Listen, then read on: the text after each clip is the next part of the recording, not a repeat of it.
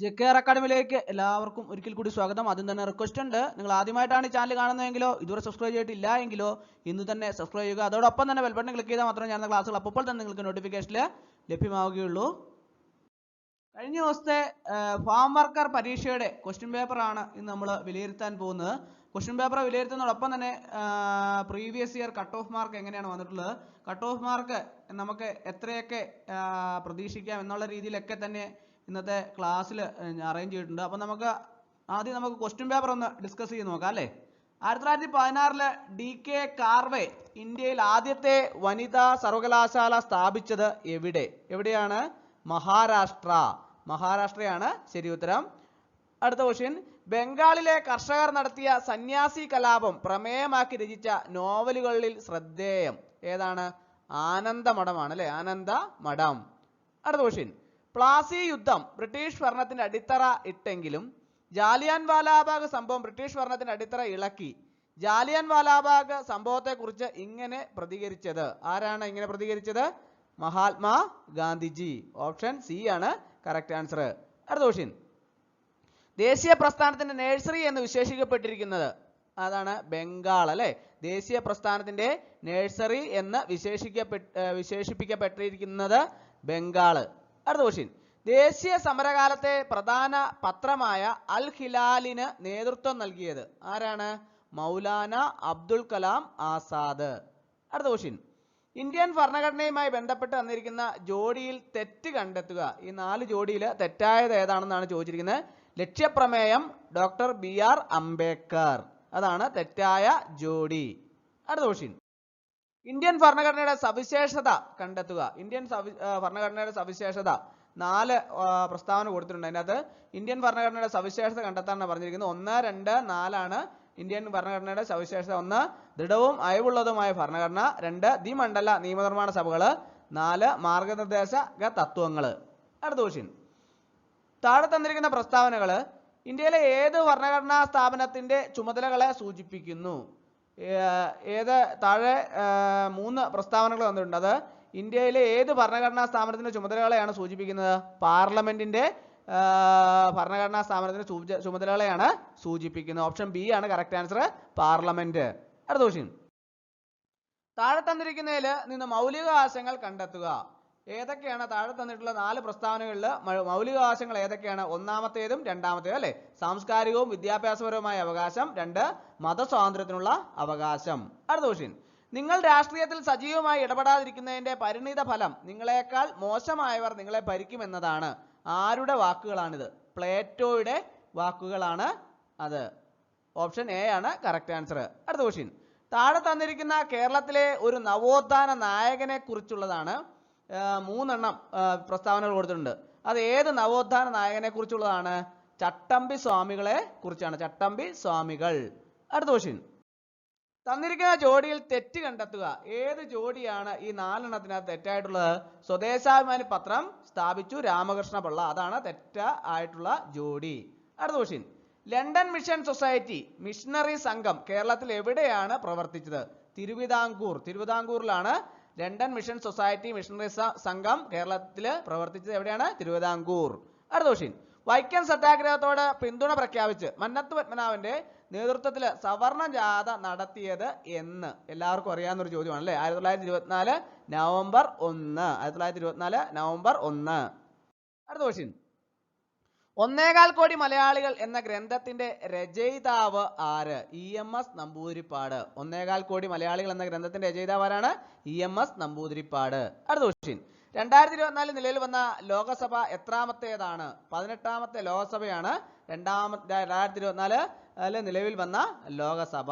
അടുത്ത ക്വസ്റ്റ്യൻ, ഇപ്പോഴത്തെ കേന്ദ്ര വിദ്യാഭ്യാസ മന്ത്രി ആരാണ്? ധർമ്മേന്ദ്ര പ്രധാനാണ് ഇപ്പോഴത്തെ കേന്ദ്ര വിദ്യാഭ്യാസ മന്ത്രി.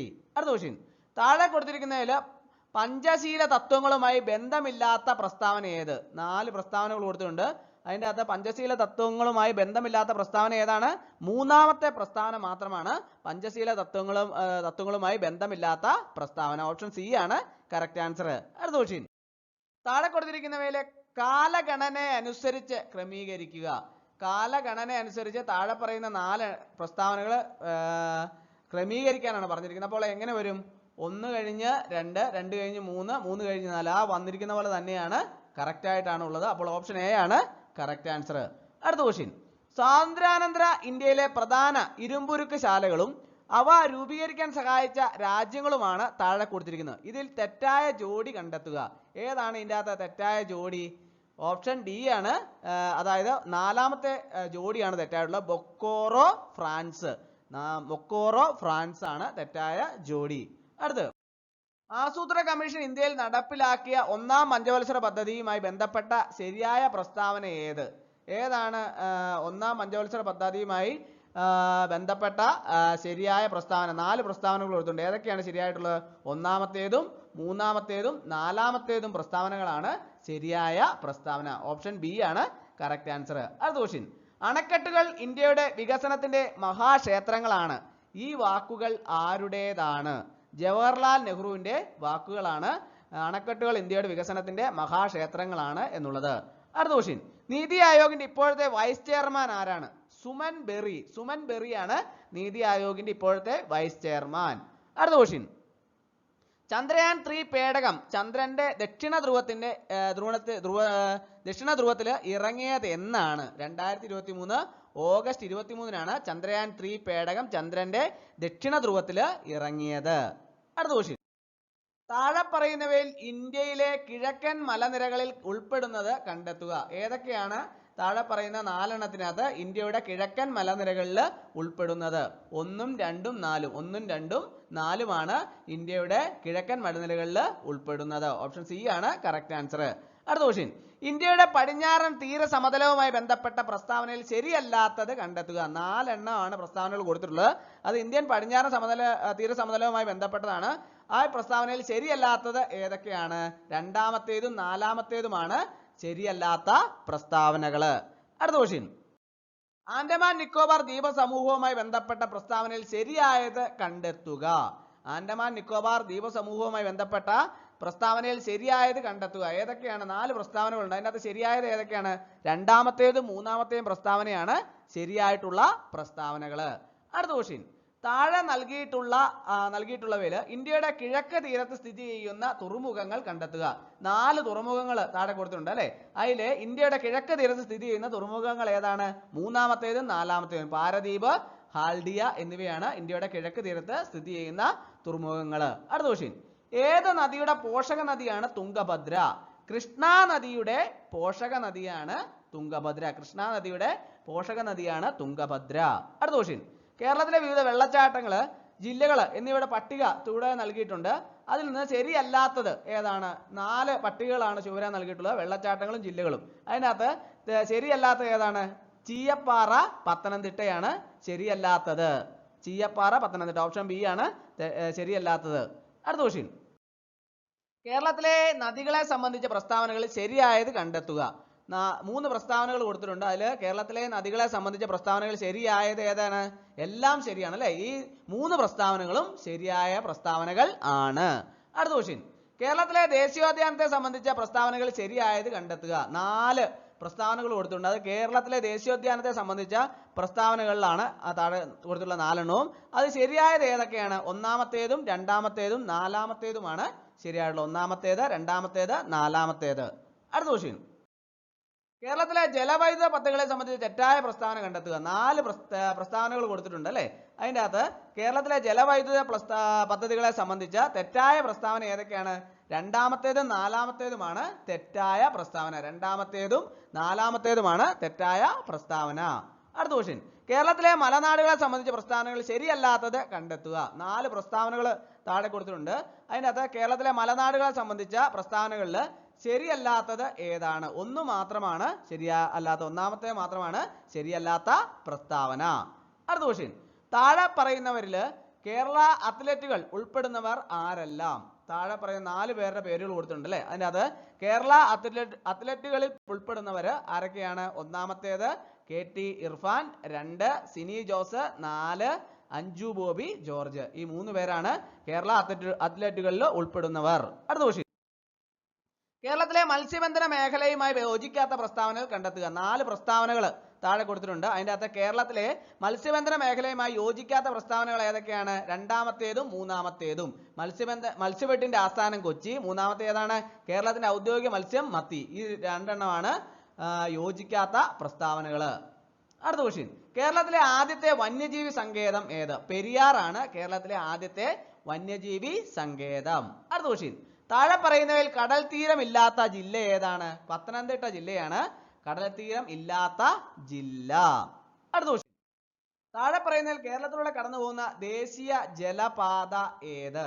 ദേശീയ ജലപാത 3 കേരളത്തിലൂടെ കടന്നു പോകുന്ന ദേശീയ ജലപാത. ദേശീയ ജലപാത 3 കേരളത്തിലൂടെ കടന്നു പോകുന്ന ദേശീയ ജലപാത. അടുത്ത ക്വസ്റ്റ്യൻ, ചന്ദ്രയാൻ 3 ചന്ദ്രന്റെ ദക്ഷിണ ധ്രുവത്തിൽ സോഫ്റ്റ് ലാൻഡിംഗ് നടത്തിയത് എന്നാണ്? 2023 ഓഗസ്റ്റ് 23 ചന്ദ്രയാൻ 3 ചന്ദ്രന്റെ ദക്ഷിണ ധ്രുവത്തിൽ സോഫ്റ്റ് ലാൻഡിംഗ് നടത്തിയത്. അടുത്ത ക്വസ്റ്റ്യൻ, 2023 എഴുത്തച്ഛന്റെ പുരസ്കാരം നേടിയ വ്യക്തി ആരാണ്? 2023 എഴുത്തച്ഛൻ പുരസ്കാരം നേടിയത് SK വസന്തൻ. SK വസന്തനാണ് 2023 എഴുത്തച്ഛൻ പുരസ്കാരം നേടിയ വ്യക്തി. അടുത്ത ക്വസ്റ്റ്യൻ, സംസ്ഥാനത്തെ സർക്കാർ എയ്ഡഡ് സ്കൂളുകളിൽ പഠിപ്പിക്കുന്ന 1 മുതൽ 8 വരെയുള്ള മറ്റ് പിന്നോക്ക വിഭാഗങ്ങളിൽപ്പെട്ട വിദ്യാർത്ഥികൾക്ക് സ്കോളർഷിപ്പ് നൽകുന്ന പദ്ധതി ഏതാണത്? കെടാവിളക്ക്. കെടാവിളക്കാണ് ശരി ഉത്തരം. കെടാവിളക്ക്. അടുത്ത ക്വസ്റ്റ്യൻ, അന്താരാഷ്ട്ര ഏകദിന ക്രിക്കറ്റിൽ 50 സെഞ്ചുറി നേടിയ ആദ്യ താരം ആരാണ്? അന്താരാഷ്ട്ര ഏകദിന ക്രിക്കറ്റിൽ 50 സെഞ്ചുറി നേടിയ ആദ്യ താരം സുനിൽ ഗവാസ്കർ. സുനിൽ ഗവാസ്കർ. അടുത്ത ക്വസ്റ്റ്യൻ, താഴെ തന്നിരിക്കുന്നതിൽ തെരഞ്ഞെടുപ്പ് കമ്മീഷന്റെ ചുമതലകൾ ഏതൊക്കെയാണ്? 4 എണ്ണം താഴെ കൊടുത്തിട്ടുണ്ട് അല്ലേ? അതിൽ തെരഞ്ഞെടുപ്പ് കമ്മീഷന്റെ ചുമതലകൾ ഏതൊക്കെയാണ്? എല്ലാം ശരിയാണ് അല്ലേ? വോട്ടർ പട്ടിക തയ്യാറാക്കല്, തെരഞ്ഞെടുപ്പ് ചിഹ്നങ്ങൾ അനുവദിക്കല്, വോട്ടെണ്ണൽ ഫലപ്രഖ്യാപനം, പെരുമാറ്റ ചട്ടം രൂപീകരിക്കല്, ഇവയെല്ലാം ശരിയാണ്. അടുത്ത ക്വസ്റ്റ്യൻ, നാട്ടുരാജ്യങ്ങളുടെ സംയോജനവുമായി ബന്ധപ്പെട്ട് ലയന കരാർ തയ്യാറാക്കിയത് ആരെല്ലാം? സർദാർ പട്ടേലും VP മേനോനും. Sardar Patel VP Menon. Option C ആണ് കറക്റ്റ് ആൻസർ. അടുത്ത ക്വസ്റ്റ്യൻ, താഴെ തന്നിരിക്കുന്നതിൽ ഖാരിഫ് വിള ഏതാണ്? ഖാരിഫ് വിള ഏതാണ്? നെല്ലാണ് അല്ലേ? നെല്ലാണ് ഖാരിഫ് വിള. അടുത്ത ക്വസ്റ്റ്യൻ, ഇന്ത്യയിൽ ഉൽപ്പാദിപ്പിക്കപ്പെടുന്ന കാപ്പിക്കുരു ഏതാണ്? അറബിക്ക.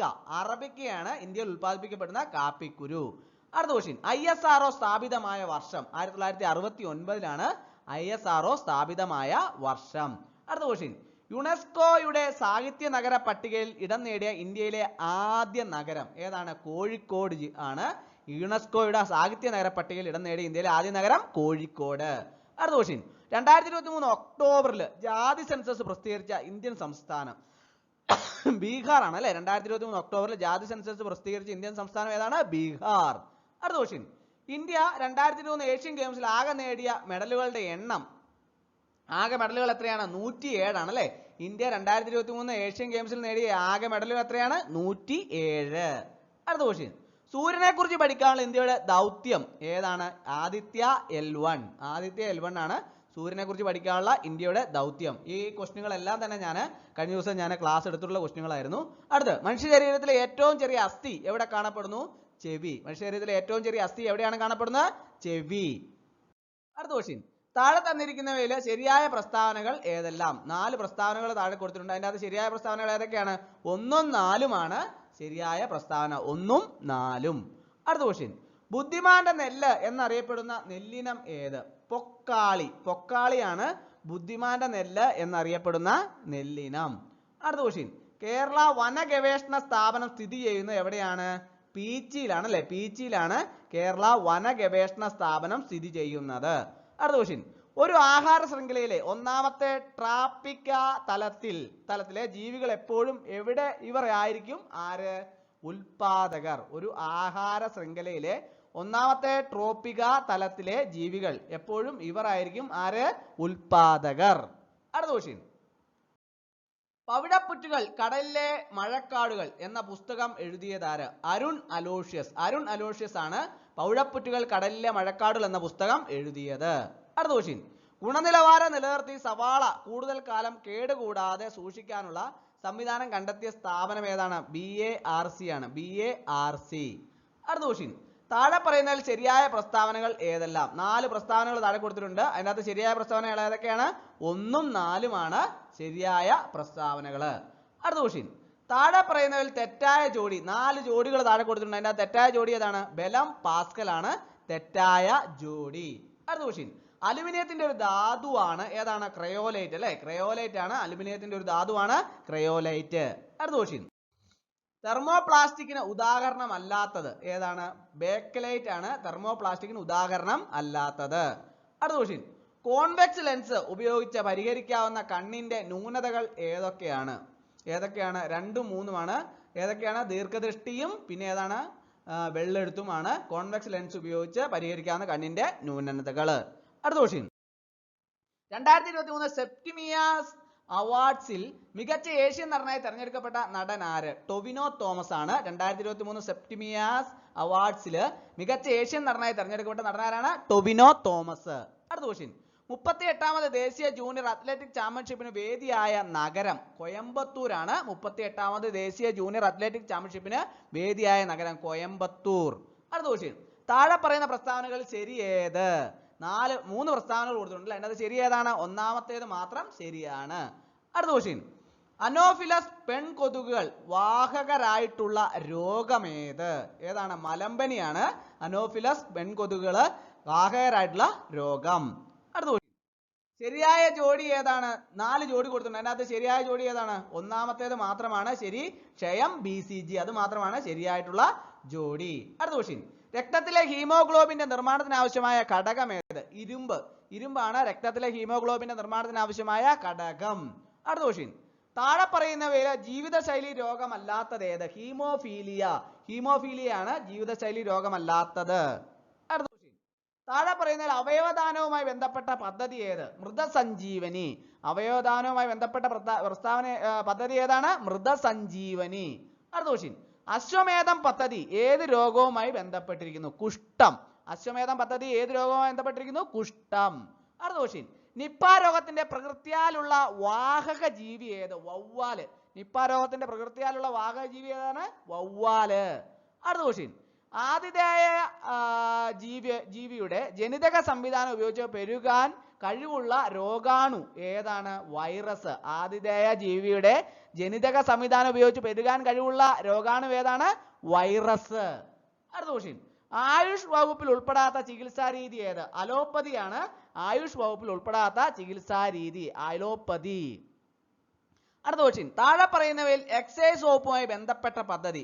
വിമുക്തി. വിമുക്തിയാണ് എക്സൈസ് വകുപ്പുമായി ബന്ധപ്പെട്ട പദ്ധതി. അടുത്ത ക്വസ്റ്റ്യൻ. സർക്കാർ ജീവനക്കാർക്ക് വേണ്ടിയുള്ള ഇൻഷുറൻസ് പദ്ധതി ഏതാണ്? മെഡിസെപ്പ് ആണ് സർക്കാർ ജീവനക്കാർക്ക് വേണ്ടിയുള്ള ഇൻഷുറൻസ് പദ്ധതി. അടുത്ത ക്വസ്റ്റ്യൻ.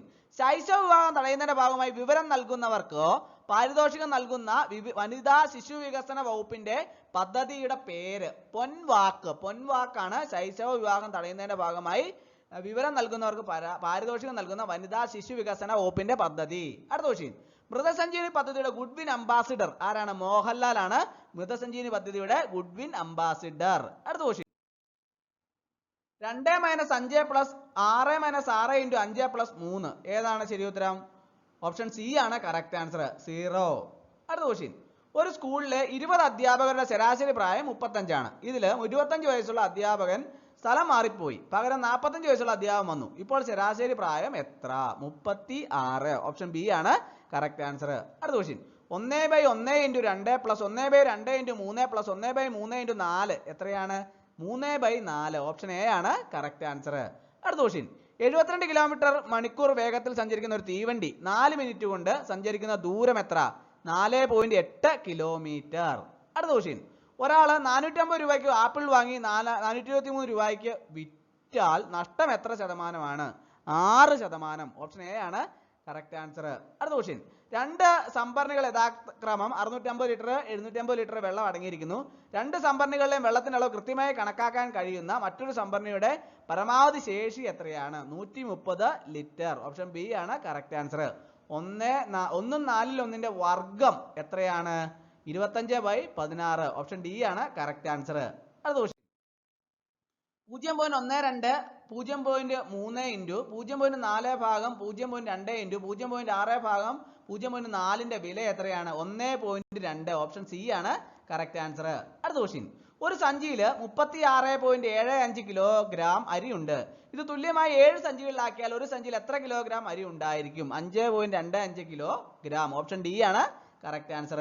12, 15, 18 എന്നീ സംഖ്യകൾ കൊണ്ട് നിശേഷം ഹരിക്കാവുന്ന ഏറ്റവും ചെറിയ 3 അക്ക സംഖ്യയാണ് 180. ഓപ്ഷൻ ബി ആണ് കറക്റ്റ് ആൻസർ. അടുത്ത ക്വസ്റ്റ്യൻ 20 × 15 - 8 + 120 / 4 - 5 × 5 എത്രയാണ്? ഓപ്ഷൻ സി ആണ് കറക്റ്റ് ആൻസർ 145. അടുത്ത ക്വസ്റ്റ്യൻ 1 2 6 15 31 ഡാഷ് എന്ന ശ്രേണിയുടെ വിട്ട ഭാഗത്തെ സംഖ്യ ഏതാണ്? 56. ഓപ്ഷൻ എ ആണ് കറക്റ്റ് ആൻസർ. ഒറ്റയാനെ കണ്ടെത്തുക. ഏതാണ് ഇതിന്റെ ഒറ്റയാന?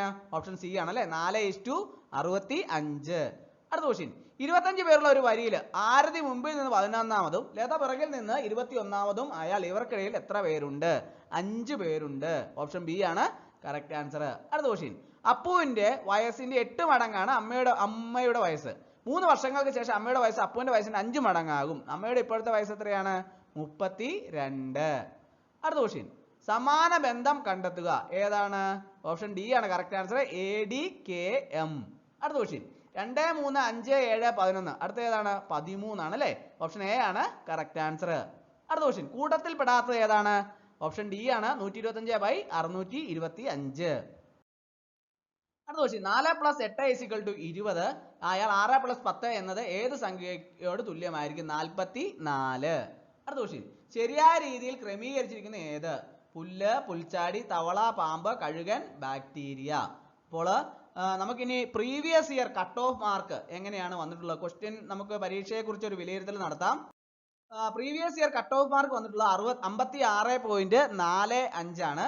പൊതുവിജ്ഞാനത്തിന് മൊത്തത്തിൽ 40 മാർക്കാണുള്ളത്. ഉദ്യോഗാർത്ഥികളുടെ അഭിപ്രായത്തിൽ പൊതുവെ പരീക്ഷ പൊതുവിജ്ഞാനത്തിൽ നിന്ന് വന്നിട്ടുള്ള ചോദ്യങ്ങളെല്ലാം തന്നെ വലിയ ഒരു മീഡിയം ലെവലിലാണ്. എന്നാൽ അത്ര ഈസി അല്ല, എന്നാൽ വളരെ അത്ര കഠിനവുമായ ക്വസ്റ്റ്യൻ ആയിരുന്നില്ല. അതുകൊണ്ട് തന്നെ ഒരു 20 മാർക്കോളം അതിൽ നിന്ന് കരസ്ഥമാക്കിയാൽ നമുക്ക് ഏകദേശം പൊതുവിജ്ഞാനത്തിൽ നിന്ന് നമുക്ക് കട്ട് ഓഫ് മാർക്ക് കരസ്ഥമാക്കാനുള്ള മാർക്ക് ലഭ്യമാകും എന്നുള്ളതാണ് ഉദ്യോഗാർത്ഥികളിൽ നിന്നുള്ള അഭിപ്രായം. അതുപോലെ തന്നെ ആനുകാലിക വിഷയങ്ങൾ നിന്ന് നമുക്കൊരു 10 മാർക്ക് കിട്ടുകയാണെന്നുണ്ടെങ്കിൽ